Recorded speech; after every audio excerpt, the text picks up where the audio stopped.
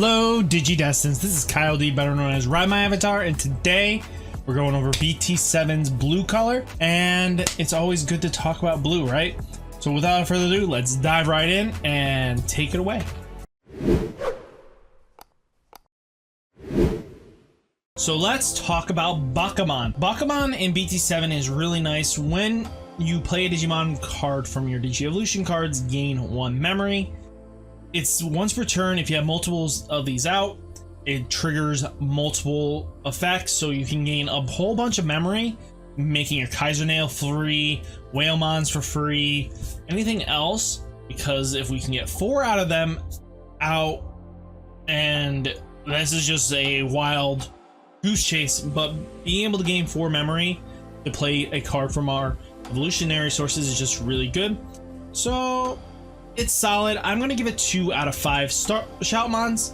It's just, I wish for more for this card. It has high hopes, but it's just, it doesn't make the grade. It needs more support for it to validate its power level. There's just not enough cards that pull out of the evolutionary sources without bricking as much. So let's talk about it. We have Gomamon here. Gomamon is 3 cost, 0 cost evolution, 3000 DP. So on play, when played from your Digimon's evolutionary sources, so draw 2 cards. It's okay. It's gonna be a 2 out of 5 Shoutmons for me.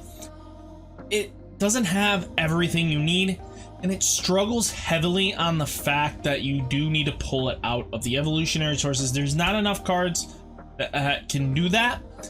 And that's Kaiser Nail, Magna Grumman, and then the Whalemon support here. It's just not enough for this card to be able to be pulled out, draw you to advantage. It struggles to be its own identity. It needs like probably BT8 or BT9 when they come back to this kind of thing. Hopefully they explore more of this. I like where they're going with it, but there's just not enough support for it to be its own deck.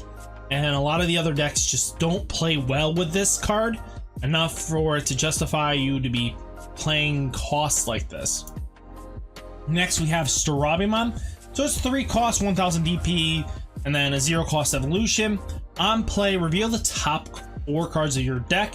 Add 1 card with hybrid in its traits, Suzanomon or Kenji Miyamoto, among them from your hand. Place the remaining cards at the bottom of your deck in any order. Okay, not bad being able to search the top of your decks. Now we have 2 Starlight that help us filter our deck and hopefully hit cards we need. It's not bad. It's, to be honest with you, I don't get why it's a 3 cost. This seems like this always throws me off. I get why they do it. Search effects should count as a 3 cost. At this point, make 2 cost searchers like this. It's only going to try to get you 1 card that isn't crazy. Should be around the 2 cost evolution. I just feel like it's too cheap and it's so easily destroyed. It doesn't make sense for it to be a thing. But on deletion for its inheritable, you may play 1 Kenji Miyamoto from your hand without paying its memory cost. I think this card is a 3 out of 5 Shoutmons for me. It's really solid. It's going to help the hybrid deck immensely, because being able to grab any hybrid, Suzanomon or the Tamer, is just great advantage that we need. Next, we have this vanilla Shellmon. So 4 memory to play it, 6000 DP, 2 to Digivolve on top of level 3. I figured we're past the point of getting these vanilla cards that just do nothing. And to be honest with you, I would have just liked, if you're going to print vanillas like this, straight up just go for the 1 cost evolution, make it 5 costs to play. At least then you can turbo a little bit quicker and it helps. 2 costs is just not enough for 6000 DP vanilla, in my opinion. But what do you guys think? I think this is a 2 out of 5 Shoutmon. Nothing too crazy, could be a lot better. Next, we have Kokumamon. So this is Tommy's Spirit Evolution form. we have, you may digivolve this card from your hand on top of one of your blue tamers as if the tamer is a level 3 Digimon. When digivolving, trash one of your Digivolution cards from the bottom of one of your opponent's Digimons. So being able to be a 2-cost, 5 to play, and but 4,000 DP, we're not really worrying about that. We're using this to help Hexablowmon go off better. I feel like this is really just hyper focus Hexablowmon support, which it definitely needed. Being able to remove sources faster just to help prevent your opponent from playing really does help out in the long game. So I think it's a solid 3 out of 5 Shoutmons for me. What do you guys think? Let me know down in the comments. Next, we have Kendo Gummon. You may digivolve this card from your hand onto one of your blue tamers as if the tamer is a level 3 blue Digimon for the cost of 2. I like this kind of thing. 1 cost digivolve on top of your level 4. 3 cost if you are digivolving on a level 3. 2 cost if you're digivolving on a tamer. Gives you 3 options. This is the kind of card I will say 4 out of 5 Shoutmons for me. These cards are designed in a way that helps unbrick you, fixes hands a bit, and it doesn't cost too much when you're getting choked. And when digivolving, if you have a hybrid in its trait or Kenji Miyamoto in this Digievolution card, this Digimon gains jamming. So you could sneak this into, let's say, Imperial Dramon to have it restand this thing if it has the jamming for the turn. For 1 cost evolution on top of one of your hybrids, congratulations, you have another like jamming Vmon for the turn. It's not bad. It's a great option card. 4 out of 5 Shoutmons for me. What kind of Shoutmons would you give? Next, we have Kokumamon. So same thing as Kendo Gummon with the 3 costs for a level 3, 1 cost for a level 4, and then 2 costs on a tamer. This is definitely going to get that 4 out of 5 for me off the bat. When digivolving, if you have a card with hybrid in its trait or Tommy Hima is in its Digievolution cards, one of your opponent's Digimon with no Digievolutions can't attack or block. I don't get why we're borrowing more and more from green. I mean, yes, green and Hexablow kind of were more hand-to-hand to this negation attack. At the same time, I get they like to borrow from each other. It's kind of cute, but I don't want to be hyper focused on no Digievolutions because I would play green because I don't have to waste resources like this. So yeah, 4 out of 5 Shoutmons for me. Next, we have Pinmon. So this was introduced in Adventures 2020. I don't think I've ever saw it in any other adaptation. It's a popsicle penguin icy machine. Very interesting. This is the level 5 of Kokumamon, the ultimate form. So when digivolving, for each of your Digimon your opponent has with no Digievolution, draw yourself a card. This is already good right off the bat. There's nothing else I would say, but your opponent's turn, while this card with hybrid in its traits is in this Digimon's Digievolution, none of your opponent's level 3 can attack. This is a stronger Kokumamon in all sense of the word. Yes, it affects Kokumamon, affects more ultimates on that end and other mons that just go wide if you're just slamming down boards and helps with Megazoo matchup. But I like that if you have a hybrid underneath this, your opponent's level 3 shuts down Rookie Rush hard. They have to try to kill a 7,000 DP, and even with the current yellow deck, this takes a lot of resources to just kill this off the board, which you could possibly reset up the next turn anyway because they have to give you so much memory to kill this. So I think this is a really good techie card, and I give it 4 out of 5 Shoutmons. Next, we have Biowolfmon. When your Digimon that has a Tamer card in its Digievolution card digivolves into this card from your hand, reduce the cost by 2. A ultimate that'll cost us 1. Like it already, it's definitely high up in my star count. When attacking, you may return 1 Digimon card with hybrid in its form from the Digimon's Digi-Evolution sources to your hand. Return one of your opponent's level 4 or lower Digimon to its owner's hand. I like that we get to kill off blockers. We get to pop a rookie, returning it to hand for minimum resource value. And this is what I like seeing. This helps us in the long game. They can choke us, but at least we can bounce something back. This sets them back a turn. Just really good all around support. Biowolfmon definitely has a 3 out of 5 Shoutmons for me. What does he have for you guys? Next, let's talk about Wheregroomon. So on play, if you have a Tamer card in play, gain 2 memory. If you don't have a Tamer card in play, you may play a blue Tamer from your hand without paying its memory cost. On play, you have to hard cast this. And then once per turn, when this Digimon is unsuspending during the main phase, gain 1 memory. This is more realistic, being able to unsuspend. This can help out with, let's go and talk about All Force Ridemyavatar. All Force can take advantage of this. The Wheregroomon, the Metal Gurumon that restands itself is another option. Being able to gain memory is just so good. And I like that it's a first time you play it, even going first. This is a guarantee getting a Tamer out that can set you to 3 every turn, and a set for 7, giving your opponent that can't play too well, and then you get to your Mega quite easily, and you can set up way faster than them, get out a couple extra hits. I think this is a good solid 3 out of 5 Shoutmons for me. What does it have for you guys? I think this has so much potential going in the future, and this can help in Mega Zoo variants, just to cheat in Tamers that we want to see. Next, let's talk about Whalemon. I mentioned him earlier in this thing. So you may play 1 level 3 Digimon from your Digi-Evolution cards as another Digimon. If you do, place 1 blue Digimon card from your hand to the bottom of one of your Digimon Digi-Evolution cards. Really nice to be able to round out, giving them extra sources to work with.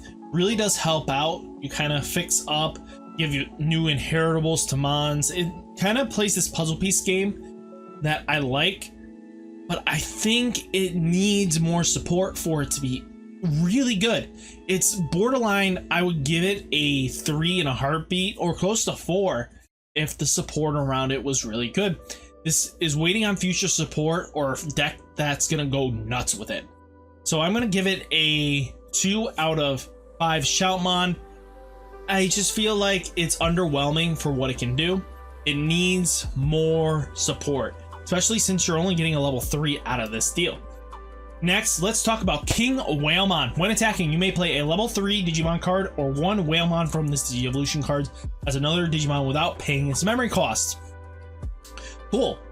We only have 1 Whalemon. It's not enough for this deck to matter. That's my problem. Like, oh, did they even think about this? Like, you give us 1 Whalemon to work with. We need more Whalemons for this deck to be a realistic deck. You can't just rely on 1 chain just to get it off every single time. So I'm really loving this card. I want to love it. Being able to play a 3 cost Digimon is also really good, but it's a 4 cost evolution. Just expensive. And then your turn, when you play a Digimon card from one of your Digi-Evolutions, return one of your opponent's level 4 or lower to its hand. Trash all Digi-Evolution cards of that Digimon. Being able to pop something out is really good. Being able to return it back to hand, making them have to replay it. Just great resource value. But sadly, it's a 3 out of 5 Shoutmons for me. It just has so much potential once they get more support. Next, let's talk about Magna Grumman. When Digivolving, when attacking, so it's one of the first Digimon to have when Digivolving and when attacking, so that both effects kind of just coherently go off during whatever phase of the game you're doing. So you may return 1 Digimon card with hybrid in its form from the Digi-Evolution cards to your hand to return one of your opponent's Digimon with the same level. So if you can do the Kenji Miyamoto's Warp Digievolution, you can get a Magna Grumman underneath it just to return it. So when you play it, you get a 6-pack. Really good. But once returned, when your hand is increased by an effect, unsuspend this Mon. I love that we can stand up, swing again, use his effect on attacking to restand him. Just really good all around resources. Able to bring back against the blocker that they might have 2 blockers up. So 1 swing bounces 1, restand effect because your hand increased. Swing again. If you did the Kenji and you got a couple level 4s underneath there, and pop back 2 blockers and get in that lethal swing that you might have been struggling to get in. So Magna Grumman, I'm going to give a solid 4 out of 5 Shoutmons. This is a really good card in generalization. I think it's a solid card. We're going to be playing a lot. It's going to be a hyper-focused deck, which is what I want. Next, we have Ancient Magna Grumman. So when digivolving for each card with Hybrid in straight, this Digimon's Digievolution card, crash 1 card from the bottom of each of your opponent's Digimon. Then for each of your opponent Digimon with no Digievolution card, draw 2 cards. Whew! That's great. We needed cards like this in the long game. Just very powerful. Blue's getting a massive draw engine, and this could play well with Magna Grumman, but he fits more for Hexablau because removing evolution sources and having Hexablau out just makes it so they can't swing with them. They're resetting board state. Really good. On deletion, you may play 1 blue level 4 Digimon or lower with Hybrid in straight from among them without paying its memory costs. Cool. Again, since it's Hexablau, we're going to just do crazy stuff with it. I like it. It's a solid 4 out of 5 Shoutmons for me. What about you? Next, we have Tommy Himi. Okay, the annoying little kid's back. So, no, just kidding. I loved Frontier. Play this card without paying its memory costs, and the security, I like that they moved it up to the main effect, so giving us more inheritable Digimon effects is really good. And then on play, trash 3 Digievolution cards from one of your opponent's Digimon. This helps out with the Joe Sora combo, gaining more memory. This can trash an evolution, just helps you out in the long game. Once per turn, one of your opponent's Digimon without a Digievolution can't attack or block until the end of the opponent's next turn. I like the inheritable. It helps with Hexablau, even though Hexablau just instantly shuts it off anyway. You don't need this, but it's another engine in itself because we are going to be playing the hybrids with Hexablaumon. So I think this is a solid 3 out of 5 Shoutmons for me. Next, we have Kenji Miyamoto. So play this card without paying its memory cost. Once per turn, you may play 5 cards with hybrid in its traits from your hand under this tamer in any order to digivolve this into Magna Grumman in your hand. For the digivolve cost on the tamer is a level 5, so you have to pay the cost, so that's going to be 4. You don't have memory resetting. Security is play this card without paying its memory cost. Once per turn, when this effect adds a card to your hand, gain 1 memory. This Digimon can't be blocked for the turn. So Magna Grumman with him underneath, you don't have to bounce back a blocker then. You just negate a lot of BS just to go along with how you want to play it. I think this is a solid 3 out of 5 Shoutmons for me. The problem I have with it is it requires from hand. If it was another graveyard effect, it's more easy to recycle stuff. You're gonna minus way too much to do this. Yes, you're not, because now you're not drawing to recycle everything. You're putting everything underneath. Yes, your Mon can bring it back to your hand, but it's all situational at that point. And I don't feel like it's enough for it to justify above the rating I gave. Next, let's talk about the option. We have Blue Hawaii Death. For the turn, one of your Digimon gets plus 3000 DP for the turn and can also attack your opponent's unsuspended Digimon with no Digievolution cards. This is going to help Hexablaumon by miles. I love that giving 3000 DP already gives Hexablau up to 14. In some cases, against certain matchups, that just can clear out the big Digimon that you needed to. Or the ultimate that's just standing up. I like it. Just keep this up Blue Hawaii Death is a solid 3 out of 5 Shoutmons for me. Next, we have Starlight Velocity. So main phase, you may play one Tamer or one Digimon card with Hybrid in its trait from one of your Digimon's Digi-Evolution cards as a Tamer, or another Digimon without paying its memory cost. I like having a Tamer come back just to clear out any bad plays we made. Also, security plays Kenji Miyamoto from your hand or trash without paying its memory cost. This is what I like. This is a good option, very easy cost to play for since it's a 3 cost, and there's not much else I would give this thing more than a 3 out of 5 Shoutmon. What about you? Next, we have Tidal Wave. Choosing up to 2 of your opponent's Digimon cards in its Digi-Evolution cards, one of your Digimon, and play them as other Digimon without paying their memory costs on plays do active. So being able to choose up to 2 of your Digimon cards in a Digi-Evolution of one of your Digimon, you can play an Ultimate out of this deal, you can play a Champion out of this deal, you can play a Rookie out of this deal. Really good effects, but sadly, I think this card is just not there yet. There's too much pieces to make this a 4 cost. You need Hammer Sparks, you just need everything to line up in the right order. And it's just not fast enough, in my opinion. It's just too slow. You don't gain enough memory for this. It's just needed more support, and I can't give it the support it needs.